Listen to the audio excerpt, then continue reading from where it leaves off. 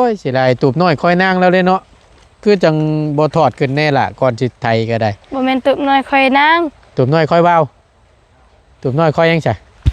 ว้าน่ะบ่สิบ่ฮู้ฮะตุบน้อยค่อยยังซะตูบน้อยค่อยยังเอ้าค่อยถามว่าถามเฮ็ดยังค่อยบ่แล้วเราเว้าบ่ฮู้อ้าวบ่ฮู้ได้ค่อยเว้าตั้งแต่เฮ็ดตูบนี่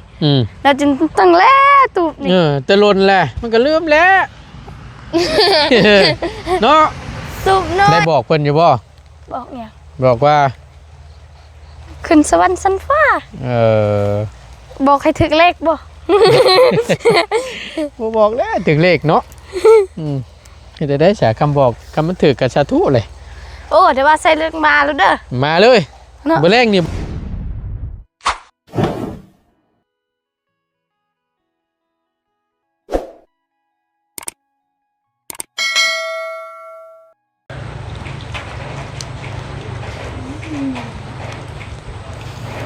ปาโตโพดโพผลกระไดพี่น้องเอ้ยอันนี้ว่าปลายผลต้นนาวมันโมเมนต์ว่าปลายผลแล้วเนาะตกอยู่บยุทธบย่อนแล้วนี่เรือน11ล่าวเดี๋ยวได้พี่น้องเนาะแต่ก็ยังมีผลโปรยปลายลงมาอยู่เนาะตกแต่ตกว่าเมื่อนี้ก็ได้ทั้งบ่ตูนได้ขึ้นมาฮอดเซโปนปัดว่าตื่นมาเพราะว่าพลบานนี่พายุเข้าพี่น้องเอ้ยเนาะเอาก่อนอื่นพี่น้องทั้งประตูนได้มาแวะเวียนหาทางน้องไส้คือได้ยินข่าวว่าทางพ่อกับแม่เพิ่นขึ้นดวงผวางบ่ว่าสั่นไปอย่างเด้เนาะอยู่กับน้องเพิ่น2คนว่าสั่นเอามาอีกบาทนี่ถมแล้วเป็นที่เรียบร้อยทำรุดถมตะเลกนี่ก็เม่นได้จัดแจงคักปัญญังแล้วเนาะตะเลกเนาะมาอีกไม่นี่ถมแล้วพี่น้องแต่ก็ยังบ่พอเพราะว่าอาศัยดินตรงนี้กับตรงนี้ดันลงใส่แหละมันดินมันดึกหนองมันดึกแน่เนาะก็บ่พอซับแต่ว่ายังให้สูงนี่ต้องเอาดินมาถมอีกนี่เอาก็ถือว่ามาในครั้งนี้เนาะปรับเปลี่ยนดินพื้นนี้หรือว่ากระตูบน้อยลมพัดเย็นช่วยก็ได้ถมเป็นทีเรียบร้อยเนาะอยู่หนองแห่งนี้พี่น้องเลยกราบสบายดีและสวัสดีเด้อพี่น้องเด้อสบายดีกันเบิดสู่คู่สู่คนบ่ว่าสิอยู่ในและกระต่างประเทศก็ยินดีต้อนรับเข้าสู่ช่องประธานป้องชาแนลคือเก่าเนาะพบเจอกันในคลิปนี้ถามข้าวก่อนพี่น้องผู้ที่ผ่านกันมาทั้งนี้แล้วก็แวะหาทั้งอีหล่าเพิ่นก่อนเป็นจังแน่อยู่ดีมีแห้งอยู่บ่เนาะ FC เพิ่นก็ไปแล้วก็อย่าลืมเด้อบ่ตูนเด้อว่าซั่นแวะเวียนหาทั้งน้องไส้แน่น้องไส้สายจวดคือว่าสายซิ่งเฮาเนาะก็ได้มาหาทั้งน้องเพิ่นพี่น้องไม่นี่ก็ได้คิดฮอดคิดถึงว่าซั่นเนาะก็นี่แหละพี่น้องเอ้ยก็บ่แม่นว่าเด้วแล้วก็เฮากับบ่แม่นว่าสิบ่เข้ามาใกล้เลยก็มีเวลามีโอกาสก็แวะเวียนเข้ามาหาเยี่ยมยามตามข้าวคือเก่านั่นแหละพี่น้องซึ่งน้องเพิ่นนี่ก็ทางบ่าวบุญคงเนาะพร้อมครอบครัวเพิ่นนี่ก็เป็นอีกครอบครัวหนึ่งที่เพิ่นบ่ลืมบุญคุณหรือว่าทางทีมงานเนาะไผมาก็ต้อนรับเบิดสุขุสุคนแล้วก็บ่เคยให้บ่เคยเฮ็ดให้ FC ผิดหวังเนาะเสมอต้นเสมอปลายทางน้องเพิ่นก็ได้เอาก็ทางบ่ตูนก็ดีใจที่ทางครอบครัวเพิ่นปฏิบัติเนาะความดีโดยตลอดมาแล้วก็บ่ลืมบุญคุณเนาะทางทีมงานเฮาแล้วก็ผู้ใหญ่ใจบุญใจดีเบิดทุกท่านที่เพิ่นได้สดได้ช่วยมาแล้วก็บ่เฮ็ดให้เพิ่นผิดหวังเอาทางบ่ตูนก็ดีอกดีใจนำกับน้องเพิ่นได้หลายเนาะก็ยังให้เป็นสิเบิดทุกครอบครัวอยู่พี่น้องบางครอบครัวนี่ก็ได้ดีแล้วก็ลืมเห็นหลายอันนี้ย่างเห็นกันก็ชอบบ่ถามชอบบ่ปากก็มีได้เนาะแต่นี่ก็เฮาสิไปบังคับไผบ่ได้ดอกตัวนี้มันอยู่ในจิตใต้สำนึกของ บุคคลคนนั้นเนาะว่าสิคิดเห็นบ่คิดได้บ่อันนี้ก็อยู่กับบุคคลคนนั้นบางคนคิดได้นี่ก็สาธุแด่พี่น้องเนาะจุด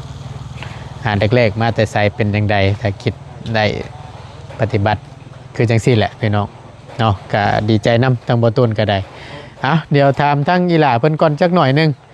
มาพร้อมกับสายพลเนาะโปรยปลายทั้งบ่ต้นก็ได้จักสิว่าจังใดไปใส่กันยากเอาแม่ก็ใส่ขึ้นมาครั้งแรกก็ฝนตกค่ำซ้ำ โอ้ยจักสิว่าจังใดพี่น้องไปใส่กันยากเนาะไปจักแม่นเพิ่นพากันเฮ็ดหยังอยู่น่ะโอ้พานเฮ็ดหยังนั่นสบายดีบ่ได้เจอกันนานน่ะเนาะโอ้ยเอาอยู่ดีมีแฮงใส่ทางอันแม่ก็พอเจ้าไปทางใดล่ะเพิ่นไปโรงพยาบาลไปดวงพระวางแล้วเจ้าคือผู้ไปนำบ่มีเงิน บ่มีเงินโดยว่าคำเดียวสั้นๆโดนเนาะบ่มีเงินสิว่าจังใดแหละพี่น้องเนาะก็คือฮู้เนี่ยแม่ก็พอเจ้าไปดวงพระวางไปเยี่ยมทางน้องไว้บ่ทางพ่อลุงได้บ่หรือว่าจังใดเพิ่นไปเฮ็ดฮีตไปเฮ็ดฮีตเลยโอ้ฮีตอันที่อันพ่อกับแม่เจ้าที่ว่าเอากันนี้ยังบ่ได้ผูกคอตัวแขนบ่เฮาก็ยังบ่ฮู้คือกันเพราะว่าเพิ่นว่าไปเฮ็ดฮีตเฮาก็ยังบ่ฮู้คือกันเอาไปผูกคอตัวแขนได้นี่ว่าให้ตาตูบตาโปอยู่ไปนำใช่บ่ตั้งบ่ต้นก็ได้เห็นในคลิปตั้งอาจารย์นี่แหละตั้งอาจารย์ลาวเฮาเนาะข่อยบ่ได้ให้เด้คลิปอาจารย์ลาวให้คลิปไผให้เห็นอยู่หรือเปล่าเห็นอยู่ข่อยบ่ได้ให้เด้คลิปเบาลาวคลิปให้คลิปไปคลิปพ่อเจ้าน้ำอาจารย์ก็ให้อยู่บ่แม่นติบ่น้ำพ่อน้ำเห็นน้ำพ่อเจ้าเนาะตอนไหนข่อยให้น้ำคลิปเบาลาวคือเห็นอยู่บ่แม่นแหละฮะบ่แม่นเบิ่งพิษจ้ะเนาะให้อยากไปว่าติโอ้ยอดเอาหั่นแหละให้ได้สามีเงินมีคำแหละก็แล้วเกี่ยวข้าวเกี่ยวน้ำแล้วเรียบร้อยเนาะได้จักเป่าปีน ยังบ่ฮู้คือกันเพราะว่าเฮาบ่ได้นับคาดเราว่าประมาณ10ปลายเป่านี่นะประมาณ10ปลายเป่าเอากล่องลังว่าบัวกล่องลัง%จังอายบ่นานแล้วกันบัดนี้อยากถ่ายคลิปจะเป็น YouTube บัดจังอายกล้องบัดนี้บ่ได้อายบ่ได้เด้แนวนี้เนาะเอากล้องหลังกับกล้องซั่นโอเคเอากล้องหลังแล้วเด้อบัดนี้เด้อกล้องหลังแล้วคือสิมวยดอกเนาะโอ้ยกล้องหน้าก็บ่อายใหญ่เป็นสาวแล้วพี่น้องเดี๋ยวจักหน่อยก็เอาผัวแล้วนี่จักหน่อยก็สิได้กิ้งอีกบัดนึงตาบ่าวเอ้ยมาผูกแขนนำเด้อบ่แฮงแล้วเนาะบ่ใหญ่ก่อนแล้วจังเอาเด้อให้ใหญ่เอาตัวกุ้มก่อนจังหน่อยบัดบ่กุ้มนี่ก็เอาอีกแล้วไปยังเมื่อกี้นี่น่ะพากันเฮ็ดยังน่ะไปฟังมาไปฟังมาไปพังมามาน้อยเจ้าตายบ่ล่ะโดยโอ้ยเนาะมันเป็นยังจังตายบ่ฮู้คือกันเด้มันเป็นพยาธินี่แหละเป็นพยาธิมันหักเต็มเฮือนค่อยล้างเฮือนแล้วมื้อนี้บ่โดยแต่เช้านี่แต่คืนนี่ค่อยบ่ฮู้เลยเด้ค่อยนอนแล้วก็ค่อยล้างเรียบร้อยแล้วเดี๋ยวนี้ค่อยล้างเรียบร้อยค่อยล้างแต่เช้านี่วิดล้างแต่เช้าหั่นแล้วก็ไปกดมันมาอันเปียกเปี้ยนี่มาจะกดมันบ่นี่นะมันไปล่ะมันเจ้าเองบ่มันน่ะสาวมันน่ะสาวเลยเป็นคนช่วยเพิ่นช่วยเพิ่นเลยคนนั้นล่ะสาวขายก็70-30โลเลยโอ้ยบ่ได้ดอกสำนั้นบ่ได้บ่เอาแบ่งเด้ส่วนแบ่งน่ะสาว70เจ้าก็30เอ้ยบ่ไปยังไปซอยเพิ่นซื่อๆซอยเพิ่นซื่อๆโดยเพิ่นก็ซอยเฮาตลอดก็ซอยกันเนาะโดยใกล้สิแล้วหรือบ่มันน่ะเซายังทั้งหลายดิ ยังบ่ทันได้หลายก็ยังน้อยเดียวอยู่แต่เพิ่นกลยังบ่ทันแล้ว กะว่าประมาณจังมื้อสิแล้ว มื้อนี้ มื้อนี้ เลย แล้วบ่มื้อนี้ แล้ว เอา แต่เพิ่นใส่รถอีกประมาณมื้ออื่นคือสิแล้วเนาะ บ่ นี่เพิ่นใส่กลางคืนก็แล้ว เอ่อจังของเจ้าได้สามีอยู่บ่มัน มี แล้วแหละ ยังบ่ทันได้กด ยังอยู่ เลยน้อยเดียวนะมันเฮาน้อยเดียวดิ กะว่าสิได้จักล้าน 10 ล้านบ่ฮอดหรอกยัน 2-3 ล้านนี่แหละประมาณ โลเท่าไรเดี๋ยวนี้น้ำมัน โลพันหนึ่งบอกเลยแล้วผูกคือกันบริขาย โลพันหนึ่ง ด้วย ขึ้นแล้วบ่ตะกี้คือว่าโล800นะ เฮาก็ผูกคือกัน ทางละสาวเจ้าบ่ได้บอกบ่ว่าโล เขาบ เท่าไห ริ ร่ ทามเพิ่น โอ้ยเนาะพี่น้องเลยเอากับพอดีมากับถึงเงาได้เนาะอยู่กับน้องบ่2 คน นี่ นอนอยู่เฮือนนี่ได้ ด้วย เอาระมัดระวังนี่เด้อนอนกลางค่ำกลางคืนกับปืนไฟนั่นแหละอยู่กัน2 คนครับมีแต่เด็กน้อย พ่อกับแม่ก็ขึ้นไปแล้วจังมื้อแหละพ่อเจ้าขึ้นแม่เจ้าขึ้น 2 มือมื้อนี้บ่ 2 มื้อมื้อนี้ เด้อหรือ3 มือมื้อนี้ อืม 3 มือมื้อ มื้อ นี้ ใดเพิ่นลงมา วันที่2ที่3เลยประมาณนี้แหละ ประมาณวันที่2หาวันที่3 ด้วย อืมเสียดายเนาะ เสียดาย เสียดายบ่ได้ไปนํ นะเป็นยัง ผิดหวังเนาะ โอ้ยบ่ผิดหวังเนาะ บ่เป็นหยังเอาไว้รอบหน้ารอบได้หาเงินหาค่ำได้แล้วก็จังค่อยขึ้นไปเยี่ยมยามทั้งพุ่นน้ำแน่ ไปผลก็คือบ้านเฮานี่แหละ บ่คือใดบ่คือได้ โอ้เจ้าเป็นแล้วบ่ บ่ อ่าน เฮาเว้าซื่อๆเฮาบ่ได้ไปเฮาก็เว้าแบบนี้แหละ มันบ่คือกันไดสิบอกให้อยู่พี่ภูเขาเจ้านี่ยังว่าต่ำอยู่ได้นี่นี่แถวเขตเจ้านี่ซาลาบ้าวขึ้นไปเห็นตอนนั้นสุดภูเขาน่ะสูงกว่าทั้งนี้อีก ด้วย เป็นช่ออยู่ ด้วย มันช่อกี่ซี่ เอาอีหลีบ่เชื่อละว่าวไปเบิ่งโลดมีโอกาสเด้อ ด้วย ขึ้นแถวนั้นน่ะว้ายเจ้าสิพาตัว นะบ่าว แม่นความละว่าวเว้าดีแล้วหาบ่ได้ นะบ่าวขยันไปบ่รอด มันเป็นแนวใด ยันตายกลางทาง ตายกลางทางห่วยจังไดจังว่าสิตายกลางทาง เมารถ โอ้ยตัวกระเตรียมพร้อมแล้วยา เว้ยยา10 ขวดก็มันว่าบ่แก่ดอกเขาเป็นคนเมา เมารถเก่ง ด้วย เดี๋ยวจังหน่อยก็ดึงแล้วก็บ่เมาดอก ลึงก็มีรถใหญ่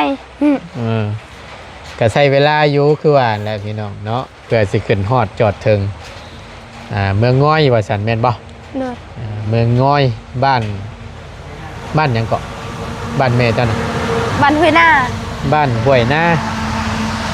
นะบ่าวไปพุ่นนะบ่าวเคยไปบ่ตลาดน้ำบาก ฮะ ตลาดน้ำบาก ตลาดน้ำบากมันอยู่เขตเมืองง้อยนี่ป่ะเราบ้าบ่ได้ไปแล้วเพราะว่าผ่านมันกับผ่านลงมาซื้อๆทางเราบ้า ด้วย เขาว่ามันใกล้หรือว่าเส้นทางมันดีคือแถวเส้นบนกะว่าสิไปเยี่ยมแล้วอยู่ตอนระบ้าขึ้นตอนนั้นน่ะ ด้วยป้าไกลแห่งนะบ่าวเข้าไปพุ่นมือหนึง โอ้เส้นทางมันก็ชุดโหดคือว่าหั่นแหละมันโดดยากพี่น้องเรียกสิว่าจังใด FC เพิ่นก็ว่าอย่าลืมเด้อบ่ตูนเด้อแวะไปเยี่ยมยามตามก้าวทั้งน้องไว้เพิ่นแน่ว่าซั่นเนาะดุกน้องชัยน้ำแน่ไปถ่ายให้เฮ็ดแน่ว่าซั่นขอโทษขออภัยหลายๆพี่น้องบ่ตูนก็ไปบ่ฮอดจอดบ่ถึงก็สิว่านี่แปลงลงพะวางเนาะ เจ้าไอ้สิ เมืองง่อยบ้านห้วยนาเนาะ ด้วย คำสีก็บ่ผิดเด้นี่แม่นบ่พอเจ้าได้ถ่ายคลิปอยู่บ่ ใช่ ถ่ายอยู่ ด้วย เอ้ยเนาะเอาอันลูกสาวเพิ่นไปประกบน้ำนี่แห้งคักแล้วนี่เนาะ บ่เป็นหยัง ว่าเป็นแท้ๆจังหน่อยผู้ว่าเป็นหยังคือจังเอามีคำเว้าคำว่าคือว่าบ่เก่งแท้ว่าแล้วเนาะ ทั้งพ่อบ่ถามว่าสิว่าหยังหรอ แต่ยังกูอ่ะหนึ่งแล้วว่าข้าวน้ำซ้ำปากยังอยู่กินข้าวน้ำไผ่สัก นำไปตู้ น้ำเมตู้เมตู้หนึ่งเพื่อบ่ โดยให้พันหนึ่ง ฮะ ให้พันหนึ่ง อืมอันนี้รุดมือได้ฉันนั่งเนี่ยน่ะน้องนี่ ดุดมือวาดมือซื้อมือซื้อนี่ตั้งแต่มือแม่เขาไปหันแหละ อันนี้นะ เลย เท่าไรนี่น่ะค่าจ้างเพิ่นรุดนี่ มีแต่ใส่น้ำมันรถให้เพิ่น ใส่น้ำมันรถในเพิ่นซื่อ โดยเพราะว่าเป็นหมู่พ่อเขา ๆโอ้หมู่เดียวกันปลามีอยู่บ่เฮ้ย มี มีอยู่ เลย ได้อันนั้นอยู่บ่ได้ปิ้งได้ต้มอยู่บ่ ได้ ว้าวอีหลีน่ะปลาหยัง ปลานิ่นแล้วก็ปลาปลาดุก ปลาลูกก็มี เด้อ โอ้ยเสียดายตูบน้อยค่อยนางแล้วเลยเนาะ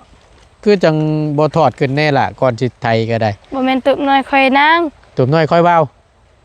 ตูบน้อยค่อยยังใช่ ว่าน่ะบ่สิบ่ฮู้ นะ ตึกน้อยค่อยยังซะ ตูบน้อยค่อยยัง เอ้าเขาถามว่าถามเป็นยังค่อย บ่แล้วเราว้าวบ่ฮู้ อ้าวบ่ฮู้ได้ค่อยเว้าตั้งแต่เฮ็ดตูบนี่ อืม แล้วจนตั้งแล้วตูบนี่ แต่ลนแหละมันก็ลืมแล้ว เนาะ ตูบน้อยค่อยยัง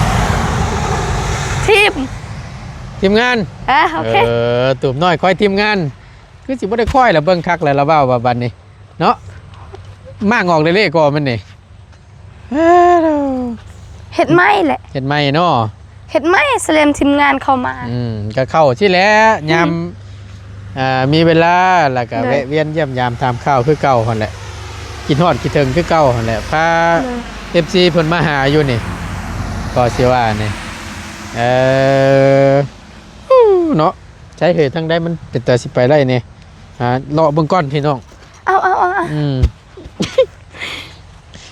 เลาะเบิ่งเลาะชมนํกัน ปัก เนาะ สิบ ต้นไม้ก็ลงนี่เลยบ่นี่ ด้วย เอาลงไปซะเถื่อผัดผัดค่าหันอีกแล้ว รถบ่ค่าดอกรถ ปรับให้นี่แหละเนาะ ด้วย ทำยังไงมันสูงจำเพื่อนกับแม่นเอาดินมาถมอีกบ้านนี่ ด้วย เนาะ ด้วย ลังตัวได้เฮ้ยเพิ่นชื่อดินอยู่พี่ บ่ฮู้คือกัน บ่ฮู้คือกัน บ่เคยขาย บ่เคยขาย บ่เคยขายบ่เคยซื้อ บ่เคยขายบ่เคยซื้อเฮ้ยเนาะลุบเลยแหละบ้านนี่เนาะ ด้วย เพราะว่าเสมอใช้กับเพื่อนหลังนั่นน่ะปะ โอ้ คัก คัน เลย ใดเพื่อนหลังหนึงนี่แฮงคัก ก็สิไล่แล้วปลูกอยู่หอมนี่ ด้วย ไปเบิ่งโลดพังได้ไปส่งดวงวิญญาณเพิ่นขึ้น สวรรค์ชั้นฟ้าเพิ่นบ่ ด้วย มีการสูญเสียแล้วสั่นอันนี้เนาะกระบะกระเบาะมันใหญ่แหละคือยังตายอยู่เนาะเฮ้ยเนาะมันโชว์ติ เด้อเปล่า นะ คนเฮาซ้ำคอยคือตายหมาก็คือกันแหละสำใดก็ตายแหละ ยันวะคอยลบหนีโอ้เปลี่ยนเครื่องใหม่อีกแล้ว โอ้ยสิไปล่มแล้วได้ เอ้าทางมันมืนเด้ ขี้ดินคือสิเบิดละบัดนี้เนาะที่จะอันหลั่นลงมาใส่นองนี่เนาะฮึบโอ้พังยังดีอันนี้มีหลอกไม้น้ำบ่อน่ะฮะ โอ้อันนี้สมพอจึงมีมีหมด ยังน่ะ ไก่ตุย เอ้าไก่ตายน้ำไก่ ไก่หน่อย พังนี่บ่ ด้วย ได้บอกเพิ่นอยู่บ่ บอกเนี่ย บอกว่า ขึ้นสวรรค์สันฟ้าบอกให้ถึกเลขบ่ บ่บอกแล้วถึงเลขเนาะเฮ็ดได้ฉะคำบอกคำมันถือกับสาธุเลย โอ้เดี๋ยวว่าใส่เลือกมาแล้วเด้อ มาเลย เนาะ บ่แรงนี่บ่ มืออื่น โอ้บืนมากับมาสัน เขาบ่เคยใส่เลข จักมันสิถือกอยู่บ่บุว้าวคำมันถือกับสาธุเลยโอ้ยเนาะเอาเดี๋ยวล่างตีนมันก่อนขี้ตมพี่น้องเลยเลาะเบิ่งบรรยากาศตกแท้ตกว่าเนาะ น้าบ้านน้าบ้านกินข้าวกินน้ำเลย ฮะ น้าบ้านกินข้าวเลย ระเบ้ากินแล้วเรียบร้อยแล้วจะมีบ่เนี่ยกินมาชูระเบ้ากิน บ่มีแล้ว เออใช้เบิ่งหั่นทอดหยังพากันเฮ็ดหยังกิน บูเลยจ้ะ หืม ตันเถอะเว้ย น้องมะแนงน้องลาบ่ อย่าง ทอดไข่ ผัดไทยสั่งเลย ไข่หยังอันนี้ ไข่เถอะไว้ไก่ ไข่ไก่ ไก่ป่า ทอดไก่ปลาไข่ของไก่ปลาบ่โอ้ที่ดีเด้อเออ หมักไว้ทำไม เก่งอยู่ดี หมัก ลองดูฮะทอดให้น้องนี่ใช้คือติดแตะหมอบ่ได้ล่างประจักกัน ยังชัวร์ได้ละ หมอบ่คัดมันนั่นแหละติดเลยครับ อ๋อฉันอึบเกลือ เฮ้ยคักปึ๊บโอ้เดิมเติมอยู่นี่น้ำมันหลายโพด เนาะ พ่อ โอ้ย มัน เอาขึ้นก็เอาขึ้นก้อนเลยจังให้ให้กล้องให้จะเล็ดน้ำมันก่อนสีเห็ดแบบนี้สิคนเลย ทางระบาวกับผู้ได้ชื่ออย่างมาต้อนจำมีแต่ขนมนั่นแหละเลยเบิ้งเสียขนมให้เอาก่อนไผ่หมูบ่อนนี่นะหมูสบายดีล่ะสบายดีมาดินน้ำหมูบ่มาดินน้ำน้องใช่บ่เอาฉันขนมเด้อเราซื้อมาต้อนแบ่งกันกินเด้อไปบัดนี้ทั้งระบาวไปเบียกต่อก่อนฝนมันก็เริ่มเอื้อนเริ่มยุดเลยคำมันสิบลงมาอีกเดี๋ยวมีเวลาเดี๋ยวสิแวะกลับมาดินน้ำอีกเด้อ เลย โอเคอยู่ดีมีแห้ง เลยสบายดี สบายดี เราเคยลืมมาแวะเฮานี่เด้อเฮาเงาบ่มีไฟ มีเวลาสิแวะเข้ามาหรอก เดี๋ยวเราเอาขึ้นไปเทิงบุญต่อก่อนนะโอเคป้าพี่น้องขอบบุญขอบคุณในไลน์ทั้งประตูนก็ได้เนาะที่เข้ามาเป็นกำลังแห่งใจ และติดตามรับชมคลิปโหลดโปรแกรมโฆษณาสิ่งที่สำคัญ และคอยซัพพอร์ตกับทางหมดช่องทางประตูนเนาะโดยตลอดมาขอบบุญขอบคุณในไลน์บัดสุขุสุคนเด้อพี่น้องเด้อสำหรับคลิปนี้ประตูนลาแล้วอยู่ดีมีแห้งเจอกันคลิปหน้าสบายดีเด้อพี่น้องเด้อ